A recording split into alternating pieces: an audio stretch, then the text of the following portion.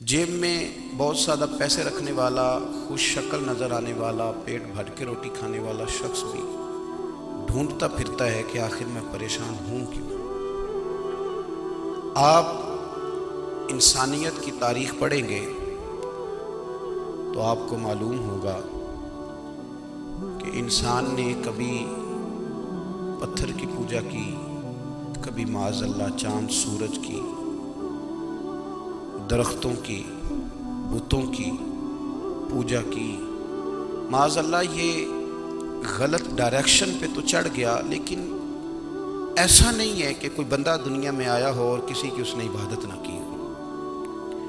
इसलिए कि अल्लाह तबारक व तआला ने जिस तरह हमारे जिस्म में खाने की तलब रखी है, पीने की तलब रखी है, सोने की तलब रखी है, इसी तरह अल्लाह ताला ने इबादत के लिए तलब रखी है जिस्म में। ये तो हुआ कि इंसान गुमराह हो गया, गलत रस्तों पे चल निकला, उसने झूठे माबूदों की तरफ माज़अल्लाह तवज्जो कर ली, लेकिन वो किसी न किसी के सामने झुकता रहा, क्योंकि उसके वजूद में तलब थी, शौक था उसे कि वो इबादत करे। अल्लाह तबारक व तआला जब मुसलमान को तौफीक दे और अल्लाह की बारगाह की जानिब वो रुजू करे, तो फिर उसका रवैया ये होना चाहिए कि उसकी तवज्जो हो अल्लाह की जानिब। हमारे यहाँ तस्बीहात पढ़ ली जाती हैं अगर कभी मौका मिले, लेकिन वो ख़ास इन्हिमाक, वो ख़ास शौक़, वो ख़ास ज़ौक़ अल्लाह तबारक व तआला की इबादत का। एक होता है नमाज़ पढ़ना, एक होता है एहतमाम के साथ नमाज़ पढ़ना, यानी ज़रा वक्त पे उठना, ज़रा सही करके वज़ू करना, ज़रा शौक़ से मुसल्ला बिछाना। एक होता है तस्बीह पढ़ लेना, और एक होता है ज़रा थोड़ा सा ना शौक़ के साथ अल्लाह को याद करना। आप कभी जो मैंने आय करीमा पढ़ी, इसकी आप शान नज़ूल देखें।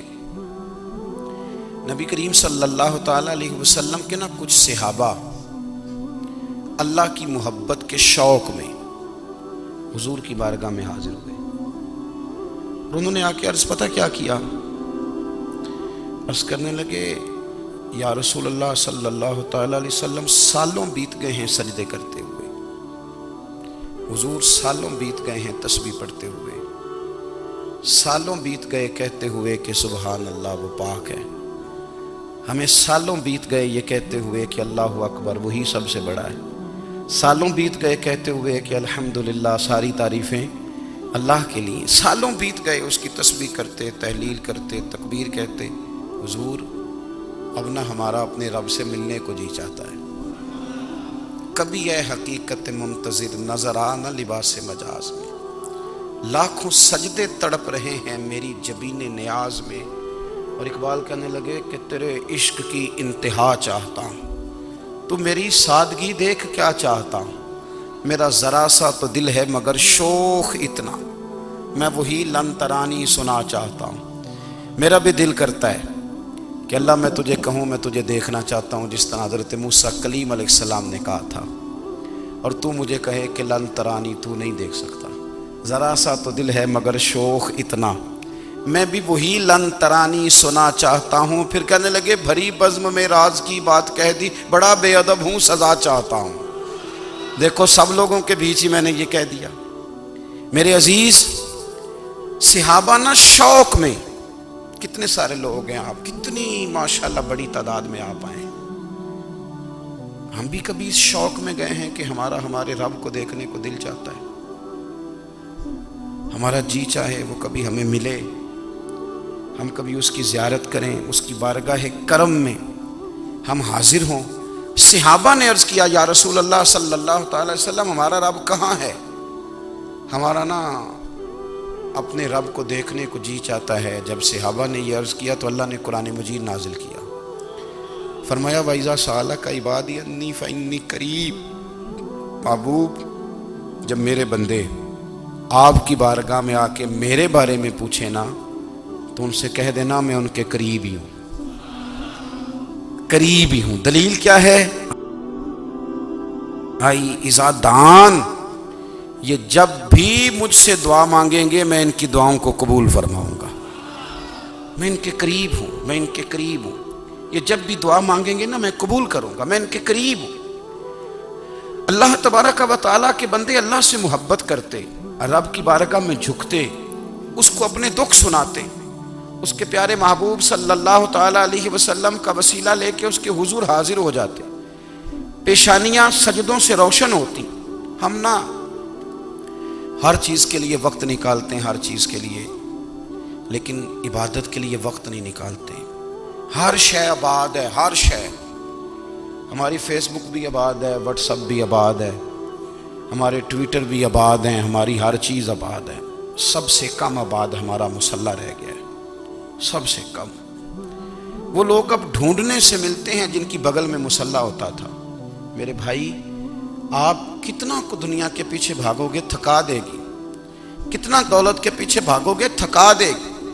آپ جب اپنی زندگی میں جمع تفریق کرو گے نا تو مرتے وقت احساس ہوگا کہ سارا کچھ تو لوگوں کے لیے کیا، اپنے لیے تو کر ہی کچھ نہیں سکے۔ اور ہم عبادت کے معاملے میں بہانے بازی بھی کرتے ہیں۔ ہم کہتے ہیں اوہو، رزق کمانا بھی تو عبادت ہی ہے نا، تو میں حلال روزی کے لیے جا رہا ہوں، یہ بھی تو عبادت ہے نا۔ میری طرح کے لوگ کہہ دیتے ہیں کہ میں سویرے اٹھ کے مدرسے میں کچھ اسباق دیکھتا ہوں تو یہ بھی تو عبادت ہے، میں بیان کرنے کے لیے مطالعہ کرتا ہوں تو یہ بھی تو عبادت ہے نا، اتنے لمبے سفر کر کے ملک میں دنیا میں گھومتا ہوں تو یہ بھی تو میں عبادت ہی کر رہا ہوں۔ اب اسپیشل نفلوں کے لیے وقت کس طرح نکلے، اسپیشل کر کے تسبیح میں کیسے چلاؤں، میں سارا کچھ ہم بہانے بنا لیتے ہیں نا۔ میرا سوال یہ ہے کہ یہ ساری باتیں صحابہ کو، نبی کریم کو، دیگر لوگوں کو بھی تو پتہ تھی نا، لیکن آپ غور تو کریں، 23 سال حضور کو وقت ملا، مختصر وقت ظاہراً تبلیغ کرنے کے لیے، پوری دنیا میں دین بھی پھیلانا ہے۔ گھر میں 11 ازواج ہے، 4 بیٹیاں ہیں، ان کی اولادیں، سارے کام کاج بھی دیکھنے ہیں۔ لیکن سیدہ طیبہ طاہرہ حضرت عائشہ صدیقہ رضی اللہ تعالیٰ عنہ فرماتی ہیں سارا دن تبلیغ کرتے، ہر غلام کے دکھ سنتے، گھر میں آتے تو اپنے گھر والوں کا خیال کرتے، کام میں ہمارا ہاتھ بٹاتے۔ قربان جاؤں، کہتی ہیں زمانہ سارا سو جاتا لیکن آمنہ کے لال مصلی بچھا لیتے۔ دنیا سو گئی، ساری سب سو گئے، جو خدام تھے، وہ جو غلام تھے، وہ سو گئے۔ صحیح مسلم نے لفظ ملیں گے، سیدہ پاک فرماتی ہیں او میرے نبی کے غلاموں، میں نے یہ رنگ بھی دیکھا ہے کہ حضور نے اتنا کھڑے رہے، اتنا قیام کیا، اتنا قیام کیا کہ مقدس پیروں میں ورم آ گئے، سوج گئے پیر، اتنے بڑے۔ دل پہ ہاتھ رکھ کے نہیں بتا سکتا کہ میرے کبھی نماز میں پیر سوج گئے ہوں، کوئی نہیں بتا سکتا۔ بچوں کی روٹی کماتے تھک گئے، بات الگ ہے، ہم سیر کرنے گئے تو تھک گئے، بات الگ ہے، لیکن عبادت میں یہ بھی تو مسلم شریف ہے نا، یہ بھی تو دین ہے نا، یہ بھی تو حضور کی سنت ہے، یہ بھی تو وہ چیز ہے جو کریم کی آنکھوں کی ٹھنڈک ہے۔ سیدہ فرماتی ہیں پیروں میں ورم آ گئے، اور ساری رات ہی حضور نے نماز پڑھی اور ایک ہی آیت بار بار دہرائی۔ مسجد نبوی میں بلال حبشی نے فجر کی اذان دے دی اور حضور ابھی مصلی پہ تھے، کریم فارغ ہوئے۔ میں نے عرض کی یا رسول اللہ صلی اللہ علیہ وسلم، آپ کے تو صدقے اللہ اگلے پچھلوں کے گناہ معاف کرے گا، تو آپ اتنی آہوزاری کیوں فرماتے ہیں؟ آپ تو شفیع ہیں، آپ تو انبیاء کے امام ہیں۔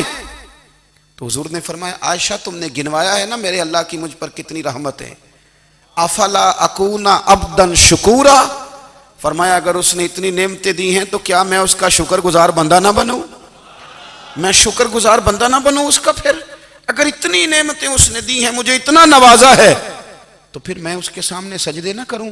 او میرے بھائی، بڑے قابل فخر لوگ ہیں ہم کہ ہم نبی پاک کے غلام ہیں، ہم قابل فخر ہیں کہ نبی کریم کے غلام ہیں۔ کیا کبھی اس غلامی کے شکرانے میں بھی 2 نفل پڑھے کہ یا اللہ تیرا شکر ہے تو نے ہمیں حضور کا غلام بنایا ہے؟ یاد رکھیں کہ اپنی روحانی زندگی کو آباد کریں، استغفار پڑھیں، تسبیحات کریں۔ حضرت عبداللہ ابن عمر رضی اللہ تعالیٰ عنہ حضرت عمر کے صاحبزادے ہیں، مکہ مکرمہ میں ان کی قبر ہے۔ میں نے جب انہیں پڑھا تو مجھے ان سے بڑا پیار ہو گیا، لیکن آپ کو پتہ ہے وہاں جا کے کسی شخص کا مزار تلاش کرنا یا پوچھنا ایک مشکل کام ہوتا ہے۔ تو ایک دفعہ میں مکہ شریف میں حاضر تھا، تو ایک گاڑی والا ڈرائیور مجھے کہنے لگا کہ مولانا میں آپ کو جانتا ہوں، مجھے آپ سے محبت ہے، ایک بات بتاؤں آپ کو؟ میں نے کہا بتاؤ۔ کہنے لگے حضرت عبداللہ ابن عمر کی قبر دیکھنی ہے؟ میں نے کہا یہ تو نہیں کہہ رہا، یہ کسی نے بندوبست کرایا ہے، یہ اللہ نے تیرے دل میں بات ڈالی ہے، یہ ہو گیا تو لے چل مجھے۔ حضرت عبداللہ ابن عمر کو نبی پاک نے فرمایا تھا راجل صالح، یہ نیک بندہ ہے، یہ متقی آدمی۔ حضرت عبداللہ ابن عمر رضی اللہ تعالیٰ عنہ سیدنا فاروق اعظم رضی اللہ تعالیٰ عنہ کے صاحبزادے ہیں، اور ان کی ہمشیرہ سیدہ حفصہ رضی اللہ تعالیٰ عنہ حضور کی زوجہ محترمہ ہیں۔ ایک دن اپنی ہمشیرہ سے کہنے لگے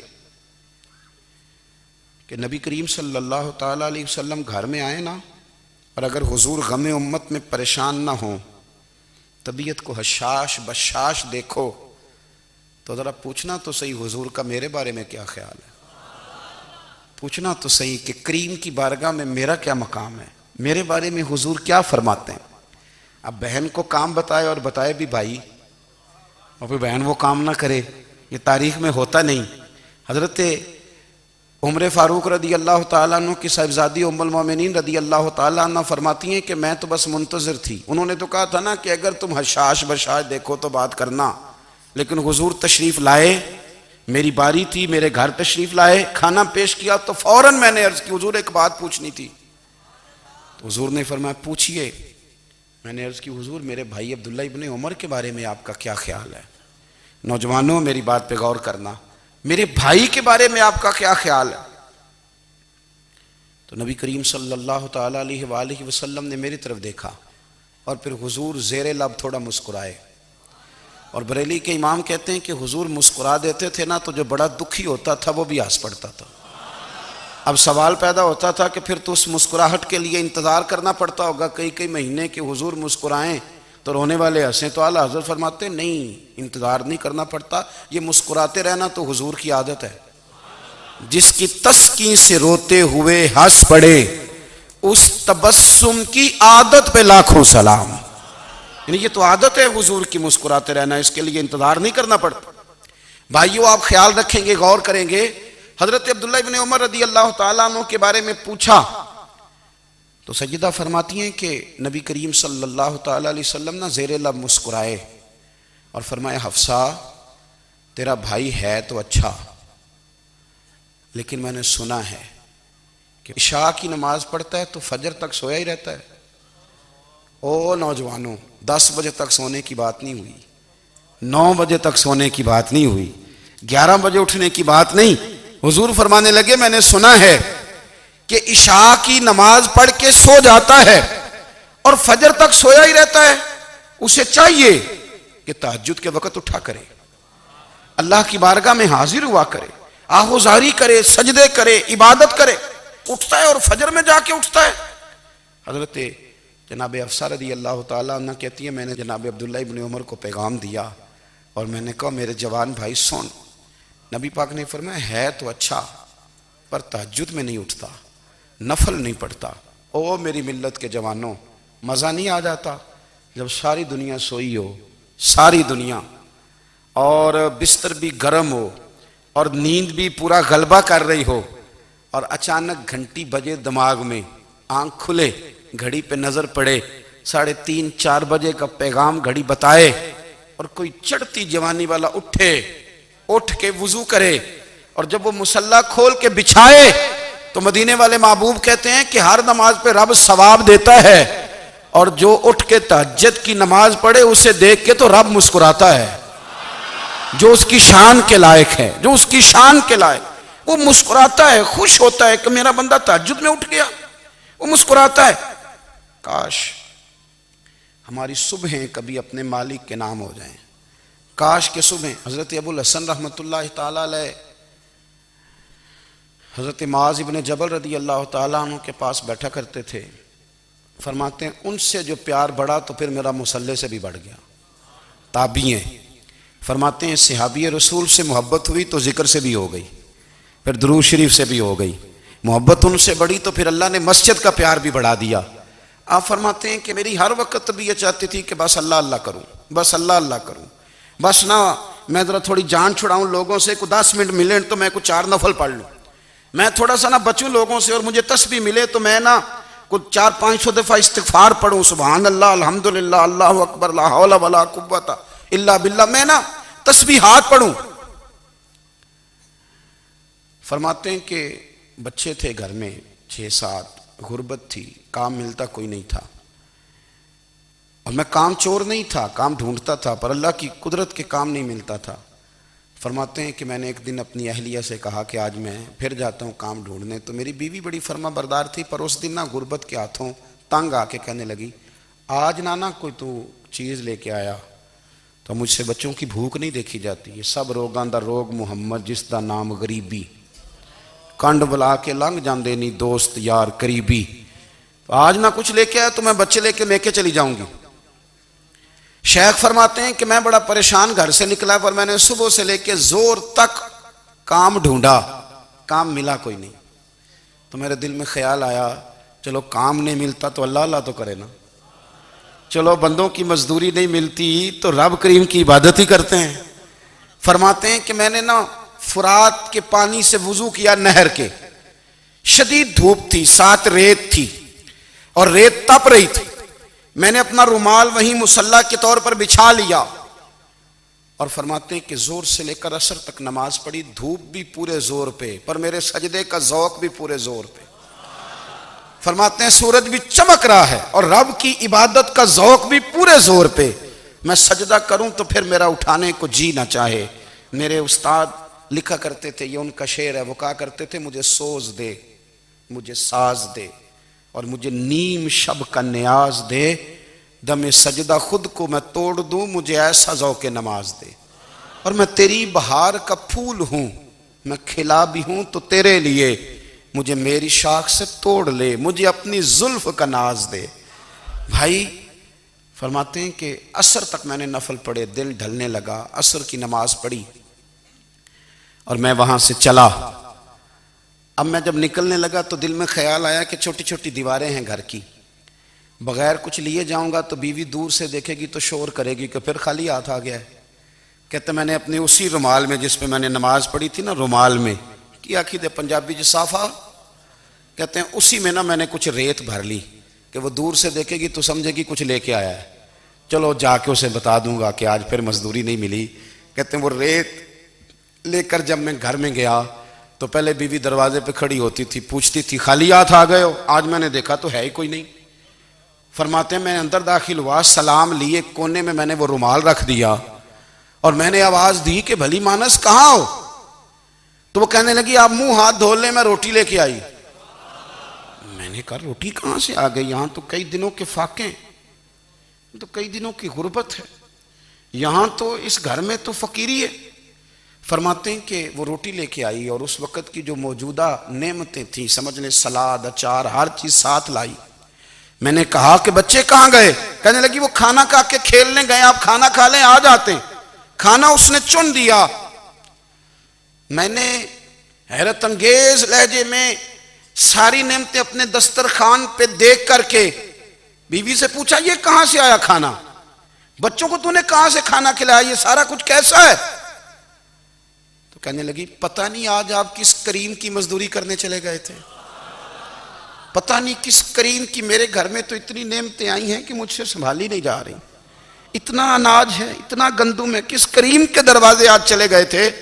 یہ کہتے کہتے وہ اٹھی اور اٹھ کر کے کہنے لگی پہلے بڑا کچھ آیا تھا، اب کیا لے آئے ہو؟ اور جا کر کے نا اس نے وہ ریت والا رومال کھولا، کہنے لگے میں تو لے کے آیا تھا ریت، تو میرے رب نے اسے بھی سونے اور ہیرے بنا دیا تھا۔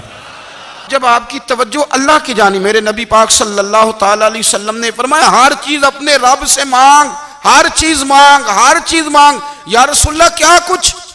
میرے محبوب نے فرمایا تیرے گھر میں نمک بھی ختم ہو جائے تو وہ بھی اپنے رب سے مانگا کر، تو مانگنا وہ تجھے دے گا، تو اس کی بارگاہ میں کشکول طلب دراز تو کرنا۔ اور ترمذی شریف میں عجیب لفظ ہیں، رسول کائنات نے فرمایا، رب کریم فرماتا ہے جب میرا بندہ ہاتھ اٹھاتا ہے نا تو مجھے حیا آتی ہے کہ میں خالی کیسے لوٹا دوں اس کے، اتنے بڑے بادشاہ کی بارگاہ میں۔ او بھائی لوگوں سے عزتیں تلاش کرتے ہو تو وہ کیا تمہیں عزت دیں گے؟ وہ تو کل اچھا کہتے ہیں پرسوں برا کہنے لگ جاتے ہیں۔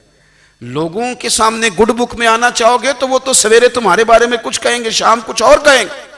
اپنی روحانی زندگی آباد کریں، اپنے مصلے کو وقت دیں، اور دنیا سے چھپ کر اس موبائل کو بند کر کے اور اپنے آپ سے بھی چھپ کے اور تنہا ہو کے چھپا کے سارا کچھ اپنے آنسو اپنے رب کی بارگاہ میں پیش کریں۔ اس کے حضور حاضری دیں. سنو نا ترمذی کی حدیث، اور اسے یاد رکھنا. نبی پاک علیہ السلام نے فرمایا اپنے دکھ لوگوں کے سامنے نہ بیان کرنا، سیٹھوں نوابوں کو نہ بتاتے پھرنا، دنیا داروں کے سامنے جا کے نہ رونا کہ میں تکلیف میں ہوں. فرمایا اگر دنیا داروں کو دکھ بتاؤ گے رب تمہیں کبھی غنی نہیں کرے گا. اور لوگ ہیں کہ الٹا مذاق اڑائیں گے. آپ کی جس سے بڑی پکی یاری ہے نا، پکی، وہ تب تک پکی ہے جب تک آپ نے 50,000 مانگا نہیں. اور جس وقت آپ نے کہہ دیا کہ میں مجبور ہوں میری مدد کر، تو پھر ختم ہو گئی دوستی. لوگوں کی تعلقات آپ کے ساتھ تب تک ہیں جب تک آپ ان سے کوئی ضرورت وابستہ نہیں کرتے. کریم ابو فرمانے لگے بندوں کے سامنے دکھ نہ بیان کرنا، اللہ تجھے کبھی غنی نہیں کرے گا. تو اپنے دکھ اپنے رب کو بتا، تو دعائیں مانگ، تو اس کی بارگاہ میں حاضر ہو، تو اس کے حضور عرض کر. فرمایا اپنے دکھ اپنے رب کو بتا، وہ جلدی کرے یا دیر سے کرے تجھے ساری دنیا سے بے نیاز کر دے گا، تجھے کسی کا محتاج نہیں رہنے دے گا. اپنے مسلح کو، اپنی دعاؤں. ایک بزرگ فرماتے ہیں میں نے دعا مانگنے کا طریقہ اپنی بیوی سے سیکھا. دعا مانگنے کا طریقہ اپنی، سیکھنے والے تو اپنے بچوں سے بھی سیکھ لیتے ہیں، سیکھنے والے تو ہر ایک سے سیکھتے ہیں. وہ کہتے ہیں میں نے دعا مانگنے کا سلیقہ اپنی بیوی سے سیکھا ہے. حضرت وہ کس طرح؟ فرمانے لگے میری بیوی نے نا مجھے کوئی کام بتایا، کچھ پیسوں کی ضرورت کے لیے کہا، تو میں نے اسے کہا کہ بھئی ابھی میرے پاس نہیں ہے، کچھ دنوں میں آتے ہیں تو میں دے دوں گا. عورتوں کی عادت ہوتی ہے وہ بار بار یاد کراتی ہیں. 2-4 دنوں کے بعد پھر اس نے کہا حضرت وہ میں نے کہا تھا کچھ پیسے، میں نے اسے کہا کہ ابھی میرے پاس نہیں ہے، کچھ دنوں میں ملتے ہیں تو میں تمہیں دے دوں گا.